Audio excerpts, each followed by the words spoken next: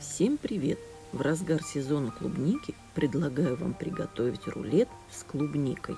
И если вам не хочется возиться с тестом, на выручку придет тонкий лаваш. Подготовим все необходимые ингредиенты.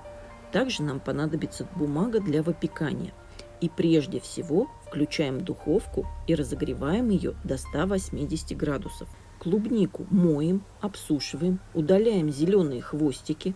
Затем разрезаем ягоды вдоль на 3-5 частей в зависимости от размера клубники.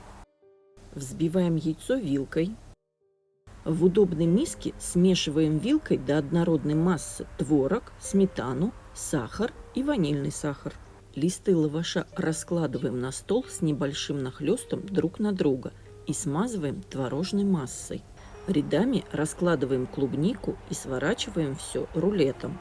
Выкладываем рулет из лаваша на противень, застеленный бумагой для выпекания. Если бумаги нет, противень смазываем маслом. Обмазываем сверху рулет предварительно взбитым яйцом.